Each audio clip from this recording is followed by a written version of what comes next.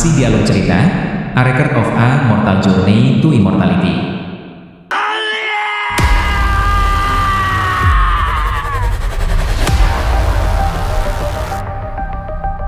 Chapter 777.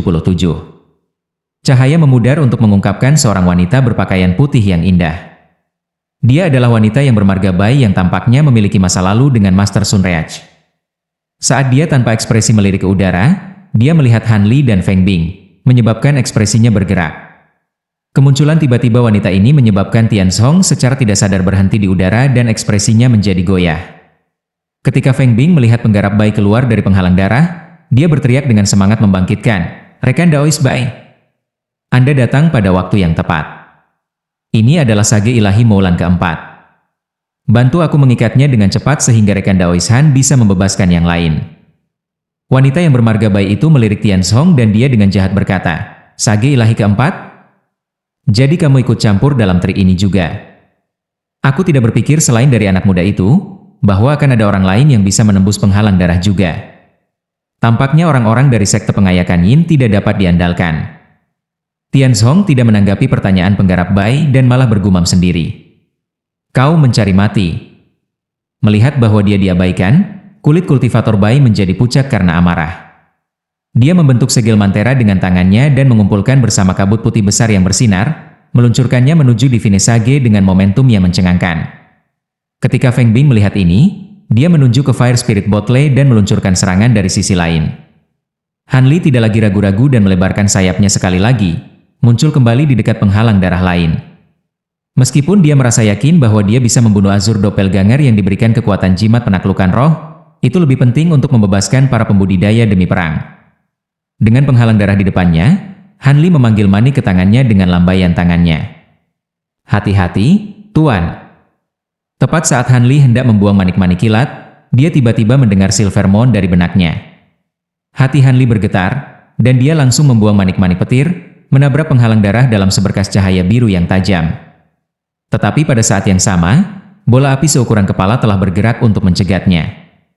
Dengan ekspresi kaget, dia melihat bola api dengan cepat menyerang manik petir. Dengan letupan, manik petir diam-diam ditelan oleh api dan dengan serangkaian api yang itu berubah menjadi Firebird biru kaki panjang yang melayang di udara.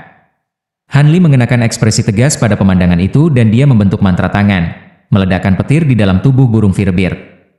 Namun, tubuh burung itu hanya bergoyang dari ledakan dan tidak mengalami kerusakan yang sebenarnya. Itu hanya menatap Han Li dengan tubuh yang sedikit bengkak.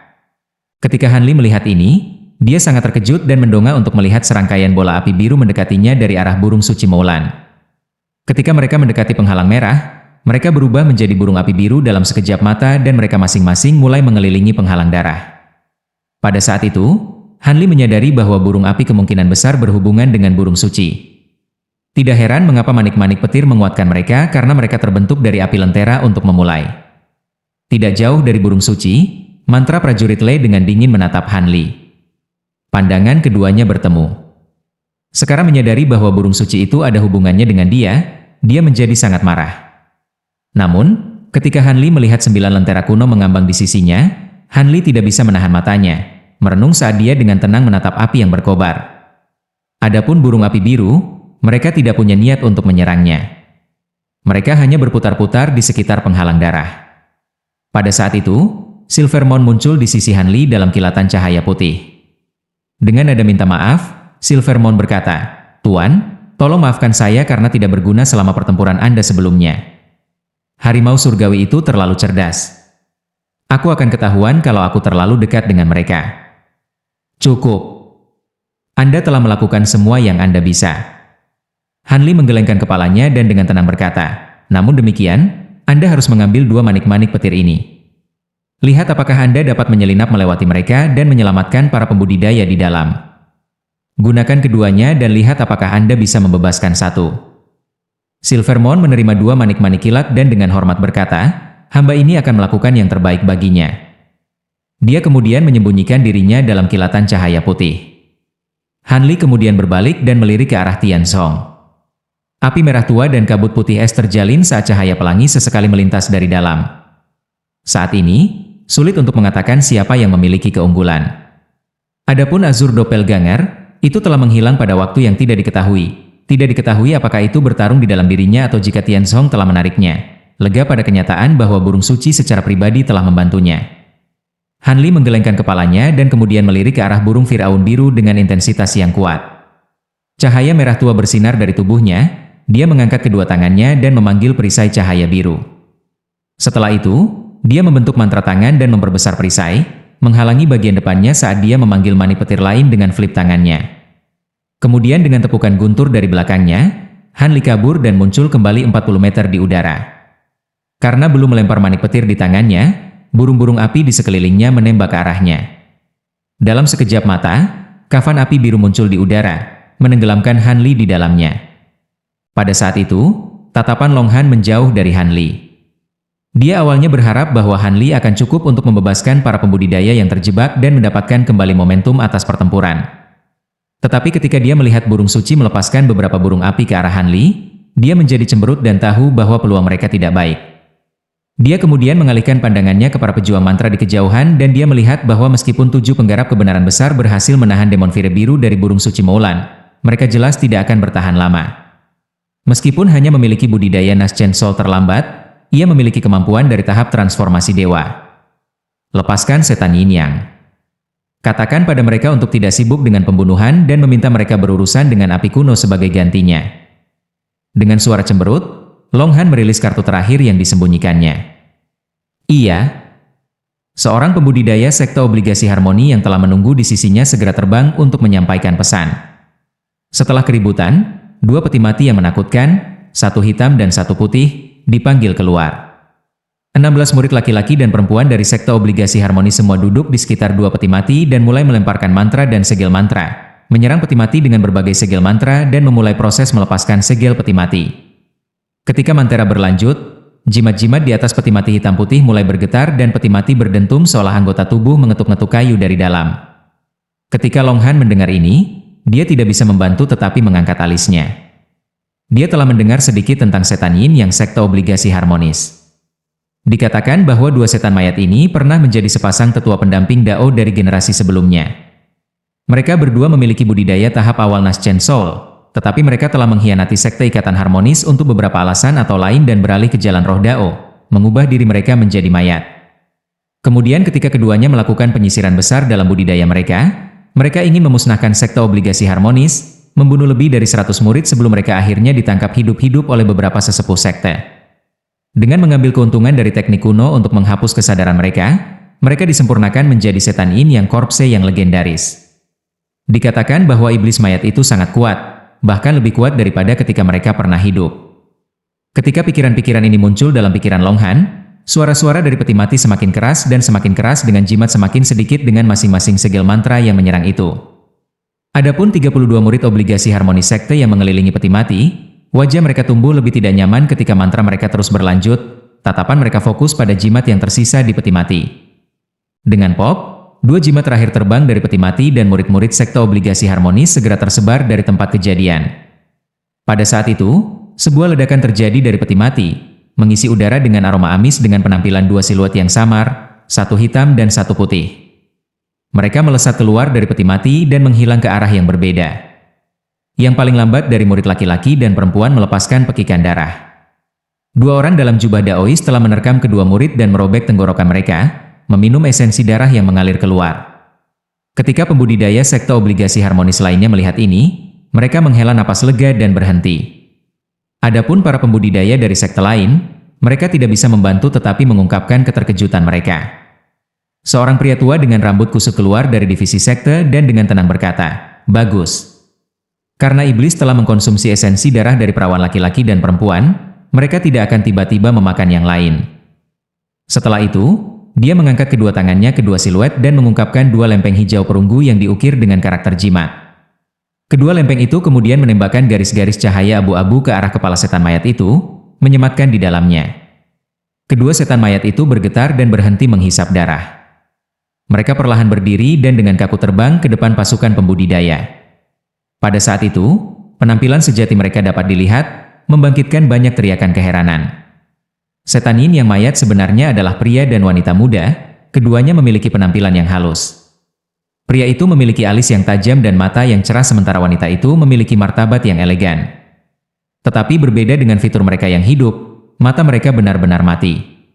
Kalau bukan karena sisa darah masih menetes dari sudut mulut mereka, mereka akan tampak seperti pasangan Dao yang umum.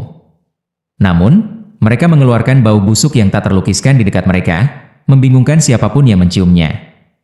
Lelaki tua berambut gondrong itu menuangkan kekuatan spiritual ke piring-piring perunggu dan tiba-tiba, cahaya kelabu mulai menyelimuti dua iblis mayat. Mereka tetap diam dan diam ketika pria tua itu dengan cepat melantunkan mantra, piring perunggu di tangannya perlahan melayang di udara. Tiba-tiba, lelaki tua itu memukul lemping-lemping perunggu dengan dua segel mantera, menyebabkan kedua lemping perunggu itu memancarkan cahaya setebal ibu jari ke dahi kedua dahi mereka.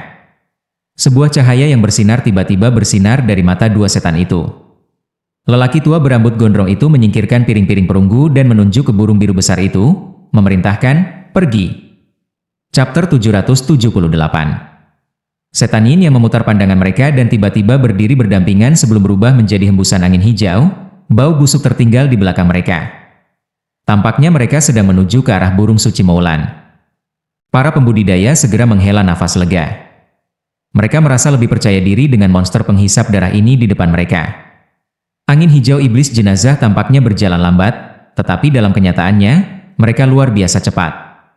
Dalam sekejap mata, mereka sudah melakukan perjalanan setengah dan secara bertahap menghilang dari pandangan. Yang lain melirik ini dengan heran dan mereka hanya bisa mengalihkan pandangan mereka ke lelaki tua berambut gondrong yang mengendalikan kedua mayat itu. Dia tampak sepenuhnya tenang, sangat melegakan banyak penggarap mengawasinya. Di sisi pejuang mantra dari medan perang, burung biru besar itu dengan tenang melepaskan demon virenya untuk secara kaku menekan 7 penggarap kebenaran besar. Mampu mengambil keuntungan dari spiritual ki di dunia, burung itu dapat dengan mudah mengumpulkan semua kekuatan roh api dalam radius 5 km ke dalam tubuhnya, dengan mudah mengubahnya menjadi demon flame biru tanpa perlu mengkonsumsi kekuatan spiritual dari tubuhnya.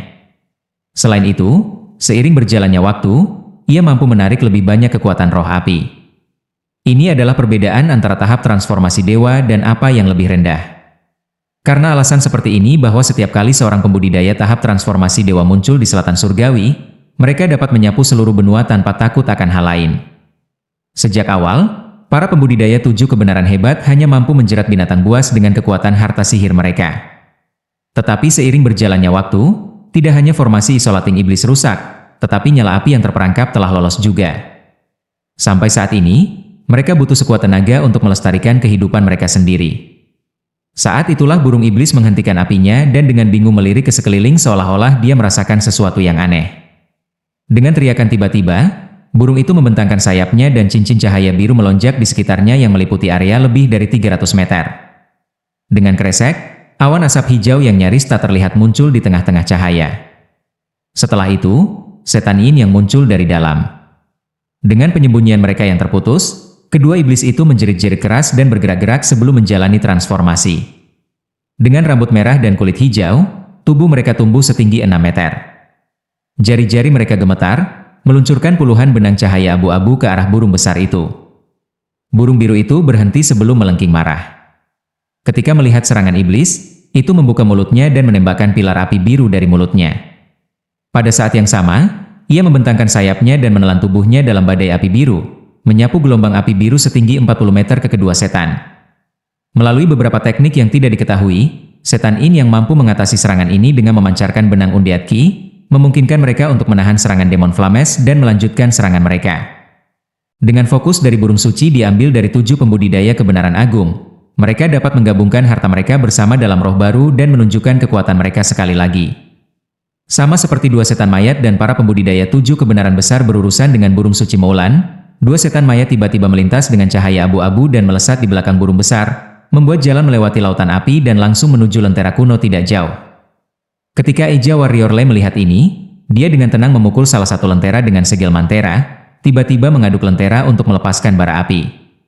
Dalam sekejap mata, 9 bara mulai berputar di sekitar satu sama lain sebelum tiba-tiba berubah menjadi 9 burung api biru. Mereka membentangkan sayap mereka dan memenuhi tuntutan kedua iblis. Kedua setan bertemu mereka dalam tampilan yang sengit. Grey Undead Ki melayang keluar dari mulut mereka, jari-jari mereka berubah menjadi cakar sebelum merobek burung api saat mereka kabur dari pandangan, cakar mereka berdenyut dengan cahaya abu-abu. Tetapi pada saat penundaan itu, burung besar tiba-tiba memalingkan kepalanya ke 2 setan mayat dan menyemburkan awan biru besar dari mulutnya, menyapu mereka di dalamnya. Dalam sekejap mata, setan yin yang ditangkap di dalam lautan api lainnya. Ketika 7 penggarap kebenaran agung melihat ini, hati mereka tenggelam. Pada saat itu, prajurit mantra tua layu melihat ini di kejauhan dan tersenyum sebelum berbicara dengan wanita berjubah hitam. Wanita itu kemudian mengalihkan pandangannya ke medan perang dan mengangguk, memperhatikan bahwa baik prajurit mantra dan pembudidaya tampak sama-sama kelelahan. Bibirnya bergerak, memberi perintah. Sekelompok pria berjubah hitam terbang keluar dari kamp prajurit mantra, diatur dalam satu baris. Masing-masing membawa 7 kantong besar di pinggang. Dengan ini, wanita berjubah hitam membuka mulutnya dan meludahkan bendera kecil yang indah. Itu hanya 2 inci besar dan bersinar dengan cahaya hitam redup, tetapi ketika ia melayang di udara, itu berkembang ke ukuran 3 meter. Wanita itu dengan dingin menunjuk ke harta karun itu dan segera, bendera hitam itu bergetar dan bersinar dengan cahaya hitam saat melesat menembus langit, menghilang dari pandangan dalam sekejap mata. Beberapa saat kemudian, seluruh medan perang diselimuti oleh angin gelap ketika awan hitam mulai menutupi langit, menyebarkan kegelapan di seluruh medan perang. Ketika para kultivator dalam pertempuran melihat ini, mereka tidak bisa menahan diri untuk tidak melihatnya. Dengan langit menghitam, para lelaki berjubah hitam melemparkan kantong penyimpanan dari pinggang mereka. Mantra meninggalkan bibir mereka, kabut hitam pekat dan angin menyeramkan keluar dari tas. Dalam sekejap mata, tanah itu ditutupi kabut hitam dengan siluet samar-samar yang muncul dari dalamnya. Sisik berkilauan dari mereka seolah-olah mereka adalah pasukan lapis baja. Adegan yang mencengangkan ini adalah ketakutan para pembudidaya yang menyaksikannya. Long Han khususnya mengerutkan kening saat dia mendesah dalam hati. Segera, tas selesai memancarkan kabut dengan pasukan perlahan muncul dari dalam. Penampilan sejati siluet itu akhirnya menjadi jelas. Mereka adalah mayat-mayat tak berperisai yang dilapisi tembaga. Meskipun mayat-mayat halus ini berayun ketika mereka berjalan dengan baju besi mereka berdenting saat mereka bergerak, masing-masing mayat ini memiliki mata yang bersinar dengan cahaya hijau, taring yang terbuka, dan budidaya pada tahap foundation establishment. Bahkan ada 3 jenazah-jenazah yang lebih besar yang memiliki budidaya pembentukan kor, mata mereka yang bergeser menunjukkan kecerdasan yang lebih dalam. Seorang kultivator dari belakang Long Han berteriak dengan khawatir, mayat lapis baja tembaga. Bagaimana mereka bisa begitu banyak? Ada ribuan dari mereka. Long Han dengan dingin berkata, bukan apa-apa. Dengan sekte iblis dari kekaisaran jin membantu mereka, mayat-mayat lapis baja ini tidak mengejutkan. Jika ini adalah awal dari pertempuran, kita tidak perlu takut. Tapi sekarang karena kita sudah kehabisan tenaga dengan para pejuang Mantera, korporasi tembaga lapis baja pasti akan mengalahkan kita. Yang bisa kita lakukan adalah keluar dan menghadapinya. Ketika yang lain mendengar ini, mereka saling melirik dan tersenyum pahit. Bahkan jika mereka meninggalkan pos mereka dan menyerang, prajurit mantra itu akan melepaskan cadangan mereka juga. Pertempuran akan hilang. Adapun 3 penggarap besar surgawi selatan dan orang bijak Moulan, pertempuran belum selesai. Suara pertempuran mereka masih bisa terdengar dari atas. Dalam pertempuran sengit ini, tidak diketahui pihak mana yang lebih unggul. Mereka tidak bisa diandalkan. Sama seperti Long Han dan para pembudidaya ini menemukan diri mereka pada saat tidak berdaya dan sedang mempersiapkan diri untuk bertarung, mereka tiba-tiba mendengar ledakan melolong dari kejauhan. Cahaya perak menyinari seluruh medan perang ketika seekor binatang besar muncul di tengah-tengah cahaya. Seekor kera setinggi 70 meter dengan rambut sehitam tinta, bulu setajam panah, mata menyala seperti api merah, dan hidung berbentuk mengerikan. Ketika kera besar itu muncul, ia menoleh untuk melihat korp lapis baja tembaga di bawah. Dia memukulkan dadanya sebelum dengan bersemangat meraung dan menghancurkan anggota tubuhnya di tanah, mengejar ke arah kelompok korps lapis baja terdekat. Ketika korps lapis baja tembaga melihat kera besar semakin dekat, mereka masing-masing naik ke udara tanpa peringatan dan menyemburkan benang hitam ki, membungkus kera dalam awan hitam besar. Sementara mayat yang dimurnikan tidak memiliki kultivasi yang sangat tinggi, ketika sejumlah besar secara bersamaan menyemburkan mayat hidup, bahkan pembudidaya Naschen Sol tidak akan berani menerima serangan. Namun, kera besar itu tidak memiliki niat untuk menghindar. Sebagai gantinya, ia mendengus pada ki hitam, dan menyemburkan seberkas cahaya kuning dari setiap lubang hidung, berubah menjadi awan kuning yang tersapu di kabut hitam dengan kecepatan kilat. Itu dengan cepat diserap sebelum diserap kembali ke mulut kera besar. Karena mayat yang dimurnikan memiliki sedikit kecerdasan, mereka tetap diam saat ini terjadi. Mengambil keuntungan dari situasi ini, kera besar terus mendengus dan kabut kuning melonjak, menyerap benang hitam ki kelipatannya. Mayat hidup dari mayat-mayat halus menghilang dan masing-masing jatuh ke tanah, kembali menjadi mayat-mayat biasa. Adapun awan abu-abu Ki di udara, mereka perlahan-lahan tersebar. Beberapa saat kemudian, beberapa ratus mayat telah disapu bersih oleh kera besar. Kemudian menjilat bibirnya dan menatap mayat-mayat halus lainnya dengan jejak keinginan. Mayat halus biasa tidak mengenal rasa takut dan tetap tak bergerak di samping. Namun, 3 jenazah-jenazah Kor Formation menjadi gelisah saat melihat dan mata mereka mengungkapkan jejak ketakutan dan keraguan. Kedua pasukan sangat kagum dengan kemampuan yang ditampilkan kera besar itu. Wanita berjubah hitam itu sangat terkejut. Dia memberi pria tua yang layu kata cepat sebelum secara pribadi menembak ke arah kera besar dalam seberkas cahaya kuning. Ketika dia melihat kera besar itu membuka mulutnya dan hampir melepaskan cahaya kuning, dia dengan bingung melambaikan tangannya, membentuk bilah cahaya ungu sepanjang 10 meter yang menebas ke arah kera besar itu. Tetapi sebelum bilahnya bisa mengenai kera besar, guntur berdering, dan cahaya perak muncul. Seorang pemuda berjubah biru tiba-tiba muncul di bahu kera besar dan dia juga melambaikan tangannya, memanggil perisai cahaya biru di depannya. Dengan dentang keras, cahaya biru dan ungu terjalin. Sesaat kemudian, perisai biru dan pisau ungu saling mundur. Jubah biru itu tersandung, wajahnya kaget.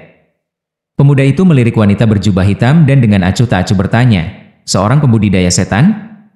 Dia kemudian memutar tangannya, memanggil berbagai busur ukuran emas di sekelilingnya. Mereka melompati seluruh tubuhnya, memancarkan cahaya keemasan menyilaukan. Hanli telah muncul. Lanjut di video chapter berikutnya. Terima kasih.